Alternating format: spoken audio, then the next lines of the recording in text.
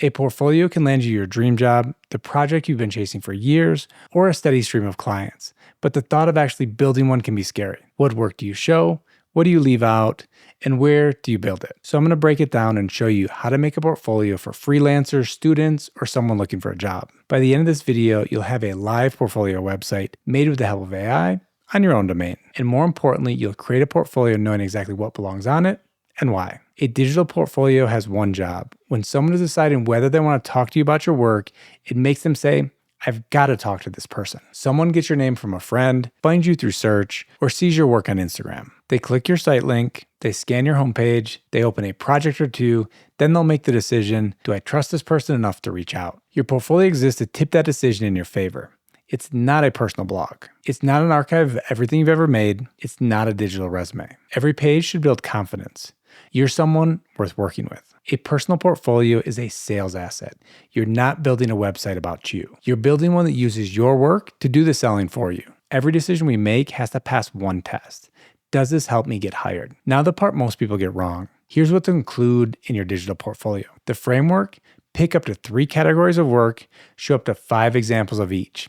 That's it. Most people include everything to showcase their work across every skill they've ever touched. Copywriting, photography, design, voice acting, fitting 10 disciplines on one site. What that actually signals is that you don't know what you want to get hired for, and probably aren't great at any of those things. So pick 3 subcategories. Organize them by the kind of work you most want going forward. Not what you've done the most of, what you want to do more of. Those are different things. Imagine you're a graphic designer. You've made restaurant menus, startup logos, album covers, wedding invitations, and social media graphics. That's all design work, but points to different clients. If you want restaurant clients, build your portfolio around graphic design for restaurants. Show menus, logos, signage, and social media posts for restaurants and food brands. Now your site has a clear target. A restaurant owner visits your portfolio and thinks, this person gets restaurants. The album covers and wedding invitations might be strong, but they distract from your message. They could live on a separate portfolio later on. For each project you show, you need to answer 4 questions. Who is it for? What was the goal?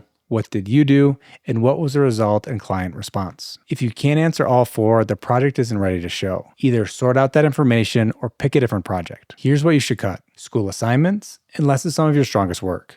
Old work that doesn't represent what you do now, and anything in a category you don't want more of, no matter how good it is. That last one is the hardest. You want to keep that piece, but cut it. Every project in your portfolio is an ad for more of that kind of work. Great poster designer, expect poster requests. Great restaurant branding, expect restaurant clients. Your portfolio should only show the type of work that you want to get hired for. Now, where to actually build it. Here's what to look for in a portfolio builder. 1, easy to use and beginner friendly. You can get a professional looking portfolio online without spending weeks learning web design or development. 2, it builds the structure for you. You should be staring at a blank page or a cookie cutter template, stuck deciding where your photo gallery should go. 3, site design that's unique to you and your business.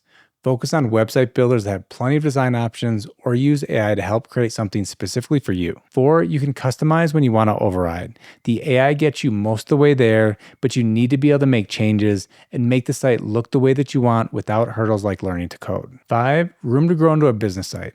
A lot of creatives end up selling LUTs, presets, courses, templates, or coaching. You want a platform you don't have to leave when your work scales into something bigger. I'm recommending Wix because of how it handles this criteria. Wix is sponsoring this video, but this is the platform I'd point you to either way. Wix Harmony, Wix's AI website builder, is easy to use and generates a real, structured first draft of your site from a prompt. You answer questions about your work, your audience, and the tone you want. It then builds a unique multi-page portfolio laid out with copy and images. Not a blank template. Wix Aria, Wix's AI agent, is like having a creative partner built into the editor. Tell her to write the headline, change the fonts, or create a new page or section. And the editor gives you pixel level control if you want to make changes by hand, like moving a button, changing the brand colors, or increasing the text size. You can build a free portfolio website and publish it with Wix. Before you do, there are a few things to know about the free plan. First, your site will be published on a Wix subdomain. The URL will look something like this. Second, your site will include a small Wix ad like this. Third, the free plan includes 500 megabytes of storage and a gigabyte of monthly bandwidth.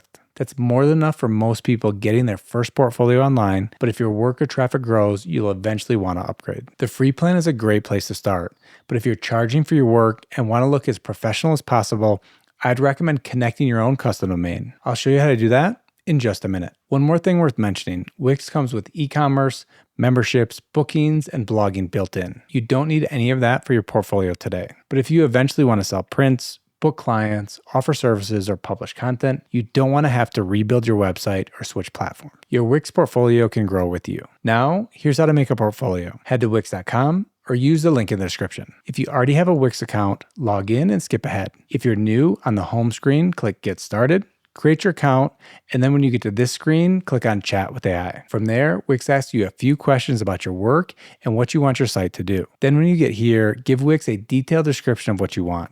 The more detail you give Wix Harmony, the closer the first version comes to what you actually want. One thing that makes this whole process a lot easier is knowing what you want on your site before you start building. That's why we built a free prompt that'll help you create a blueprint using any AI tool. It maps out the pages you need, writes the text, recommends colors and fonts that fit your brand, and even suggests the photos and visual elements you'd want for your site. You can get the prompt for free in the description below, and you'll also find a walkthrough video that shows you exactly how to use it. From there, you can build your portfolio. To show you what I mean by detail mattering, here are 2 prompts. First version, I'm going to type something vague into the chat. This is where people tend to mess up. Harmony now has to guess who you are, what kind of work you do, who you're trying to reach, what tone you want, what sections you actually need. When it guesses, it averages. You get an average portfolio that's not yours. For the second version, we're going to use a much more detailed prompt that I had Claude generate for a fictional freelance brand designer. Now Harmony has actual material. The hero section, this part up top, speaks to the desired clientele instead of throwing in something generic like creative professional. The page structure matches the layout we asked for. The design direction has a real reference point. You don't have to write a prompt that long yourself. The blueprint takes care of it for you. Here's what Wix needs: the type of work you do, who your audience is, your desired tone, the pages and sections you want included, and any brand details you already have or are envisioning, color palette, fonts, and other visuals. The more of that you can answer with specifics, the better the first draft. I've pasted in hundreds of words, and it'll take all that into account when building the portfolio. As a general rule, I'd say the more info you give it, the better. Wix Harmony generates a homepage first. Here's what it gave me based on the prompt: a hero section with my fictional name and a one-line statement of what I do, a featured work section with short summaries of my project categories, a brief about section, a contact call to action button. Each of these is a summary. We'll expand the full versions of the about, projects, and contact pages in just a minute. Harmony generates the rest of the pages based on what you asked for. Since I asked for projects, about, and contact, they're generated for you. This is a rough sketch. From here, use Aria to help you make targeted edits. You highlight a section, tell her what you want to change, and she rewrites just that section. The rest of the website stays put. Shorten the length of your headline, change a page's colors, rewrite a project blurb in a different tone. And each edit is contained, so you're not redoing the whole site to fix one thing. Now it's time to review and customize your about, project, and contact pages. First, the about section. Include a real photo of yourself, not a stock image and not a logo. People want to hire people. Keep the copy simple. In a few sentences, explain who you are, what you do, and who you help. After that, tell people what it's actually like to work with you. Skip generic lines like I'm passionate about design. Give specifics instead. Maybe you specialize in branding for startups, deliver projects on tight timelines, or have a straightforward revision process. Those details help someone picture what working with you would actually feel like. Now the project pages. This is what will actually get you hired. Remember the 4 questions. Who is it for? What was the goal? What did you do? What was the result? Every project page has to answer these. Lead with your strongest work. If you're a designer, mock-ups make the work feel real. A logo on an actual product, not floating on a white background. If you're a photographer, only include your best work. Don't bury your top photos with dozens of mediocre photos you took that day. Always credit your collaborators. It's a signal you're easy to work with and not overclaiming who did what.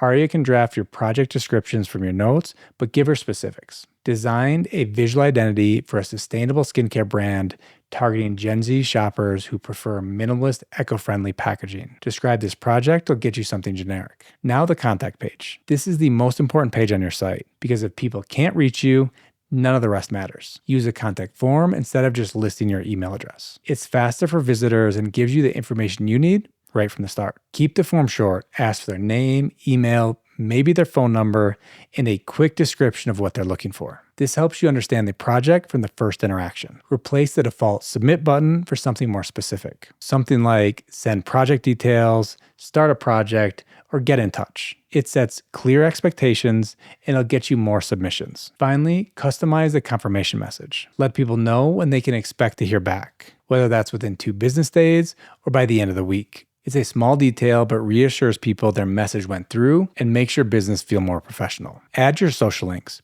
If your work lives on Instagram, consider showing your latest post in a strip on the page. There we built the about, project, and contact pages. One quick check before we publish everything. Switch to the mobile view in the editor. More than half of your visitors will see your site on their phone. Check the images aren't cropped weirdly, the project grid stacks cleanly, the contact form shows up properly, and the buttons are big enough to tap. Wix builds mobile-friendly portfolios, but you still need to double-check everything's displaying properly. You can publish your portfolio for free, but if you're serious about using it professionally, there are 3 upgrades worth knowing about. With Wix, hosting is included with every plan, so you don't have to shop around or connect third-party hosting. However, on the free plan, you'll have lower storage limits. If you're planning to host a lot of videos or a huge high-resolution gallery, I recommend upgrading to a premium plan. Another key feature of Wix's premium plans is being able to connect a custom domain. Instead of using a Wix subdomain that'll look like this, you can connect a custom domain like yourname.com. It seems like a small change, but if you want to be taken seriously,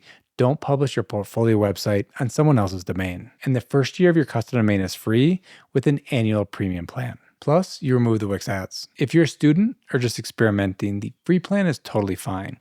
You can publish on a Wix subdomain with Wix ads. If you're applying for jobs, freelancing, or promoting your work, a custom domain is one of the easiest ways to present yourself professionally. In their lowest tier, the Wix Lite plan is only $17 a month if you pay annually. That's a cheap credibility upgrade to make your portfolio not look like a student project. Let's go over a quick pre-publish check. Review every page and check that every link works, especially the contact form. Send yourself a test message and make sure it goes through. Every image loads in the preview, not just in the editor. Check the mobile view one last time. Alt text for all images. AI can help write these. Then hit publish and it's live. 2 things most people skip after publishing. Open it on your phone to check the mobile view in real time. Then send it to at least 2 people who don't work in your field. Ask if anything is confusing. Fix any problem areas before you start sending the link to people who may want to hire you. So a portfolio does 3 things. It shows off your best work, shows off your personality, and gives people a way to start a conversation with you. One last thing, your portfolio will never feel ready. Publish it anyways. You can update anything anytime that you want. Make improvements when you have new or better things to add. You've got a portfolio. Now you need people to find it. Watch this video next and I'll show you how to use AI to create a month's worth of social media content in a single sitting. Thanks for watching and I'll see you in the next one.